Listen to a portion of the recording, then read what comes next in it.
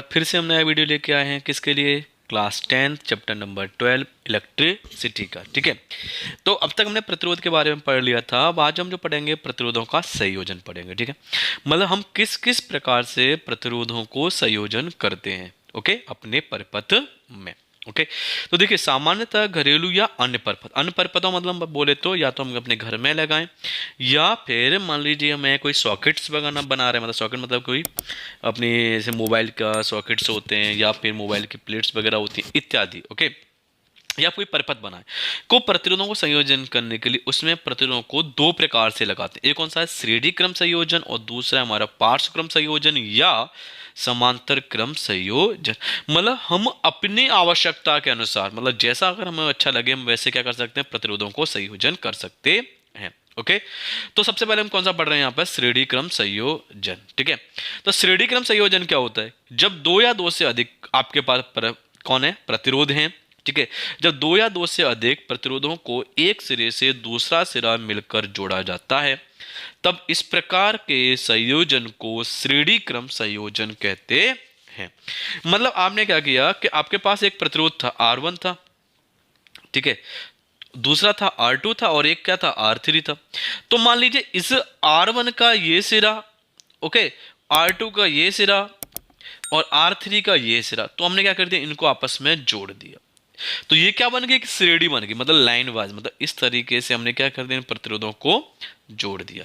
तो ये जो संयोजन है, एक के बाद एक के बाद एक में प्रतिरोध लगाता चला जाऊं, तो ये क्या कहलाएगा? हमारा श्रेणी क्रम संयोजन।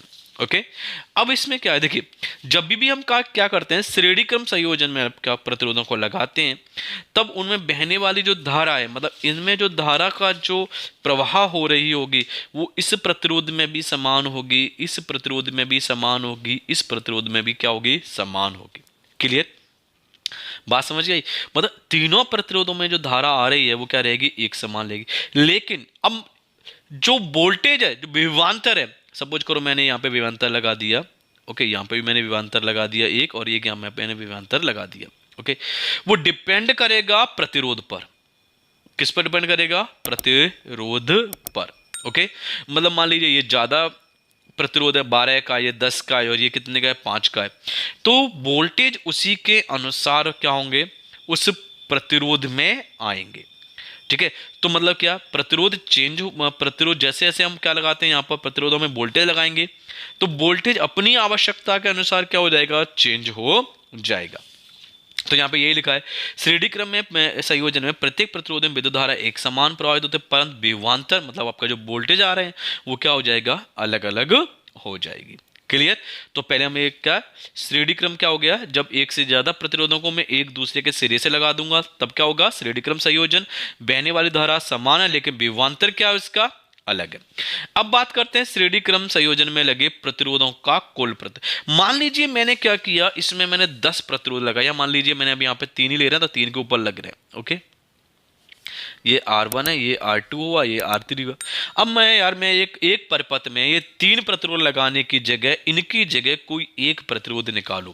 ठीक है, कितना? इन 3 प्रतिरोधों की जगह कोई एक प्रतिरोध निकालूं, और उस प्रतिरोध को मैं किस प्रकार एडजस्ट करूं। ओके, तो इसको बोलेंगे हम, क्या बोलेंगे? तुल्य प्रतिरोध। क्या इन तीनों की जगह मैं कितना लगा रहा हूं? एक प्रतिरोध लगा दूंगा तो वो क्या कहलाएगा? मेरा तुल्य प्रतिरोध। ठीक है, तो यहां पे देखिए हमने क्या लिखा है। माना कि कोई 3 प्रतिरोध R1 R2 और R3, ठीक है, श्रेणी क्रम संयोजन में लगे। हमने क्या किया? हमने 3 प्रतिरोध ले रखे हैं। कौन कौन से? R1 R2 और R3। ठीक है, उन्हें किस में लगाया? मैंने श्रेणी क्रम संयोजन में उनको लगा दिया। ओके, तो यहाँ पे देख सकते हैं R1 R2 और R3 किस में लगे? मेरे श्रेणी क्रम संयोजन में। क्लियर? अब क्या किया?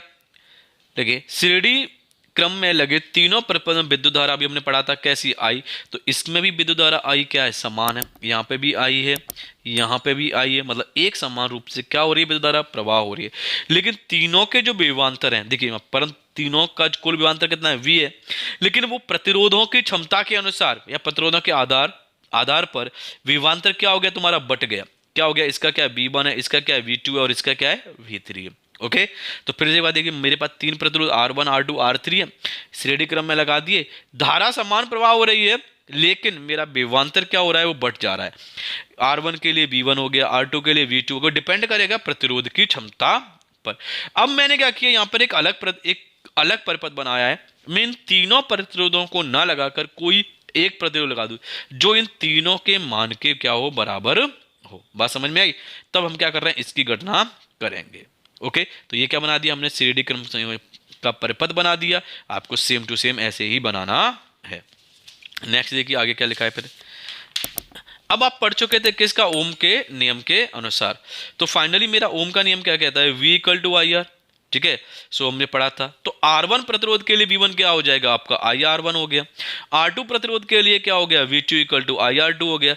और R3 प्रतिरोध के लिए क्या हो गया, V3 इक्वल टू IR3 हो गया। मतलब किससे, आपके पास पहले क्या था, ओम का नियम हम एक्सपेरिमेंट कर चुके थे। ओके, तो इन तीनों को समीकरण 1, समीकरण 2, समीकरण 3 और समीकरण 4। अतः मेरा जो विभवांतर था, अब यहाँ पर देखोगे कुल विभवांतर कितना मेरा यहाँ पर V है।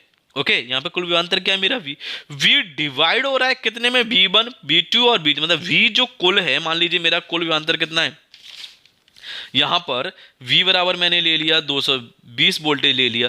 तो एक प्रतिरोध में अगर मान लीजिए यहां पर मेरा कितना 100 खर्च हो रहा है, ठीक है, दूसरे प्रतिरोध में कितना हो रहा है 80 जा रहा है, तो तीसरे प्रतिरोध में कितना होगा मेरा 40। तो मेरा कुल विभवांतर तो वही रहेगा ना, कितना रहेगा 220 ही रहेगा।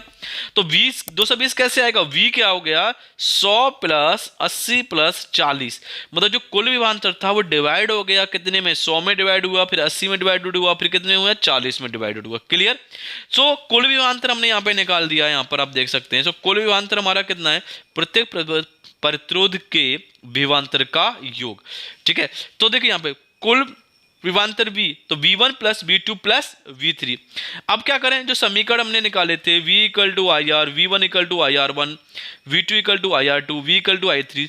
तो कहां से, समीकरण 1, 2 और 3 और 4 से मैंने क्या कर दिया, इनकी वैल्यू रख दी। देखो V1 की वैल्यू, V की वैल्यू क्या है मेरे पास IR, फिर V2 की IR1, फिर V1 की IR1, V2 की IR2 प्लस V3 की IR3।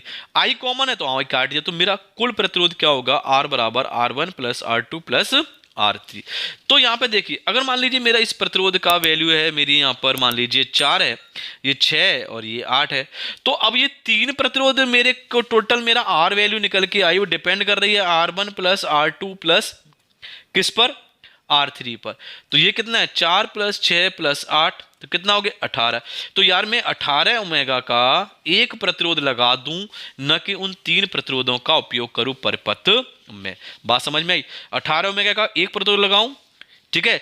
तो अब क्या होगा, उन तीन प्रतिरोधों के लगे मेरे एक प्रतिरोध लगा दो तो मेरा सर्किट भी छोटा हो जाएगा।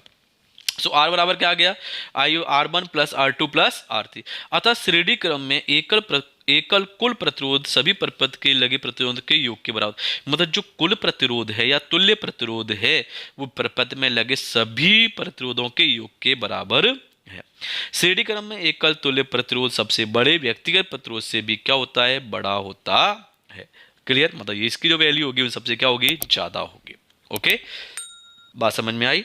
चलिए, तो ये आज का जो वीडियो था, आप अपने नोट्स भी बना सकते हैं किसका, श्रेणी क्रम संयोजन का। ओके, मिलते हैं पाठ्यक्रम संयोजन के साथ नेक्स्ट वीडियो में। ओके, चलिए तब तक वीडियो को देखते रहिए, वीडियो को लाइक कीजिए और चैनल को सब्सक्राइब करिए और साथ ही साथ शेयर करते रहिए।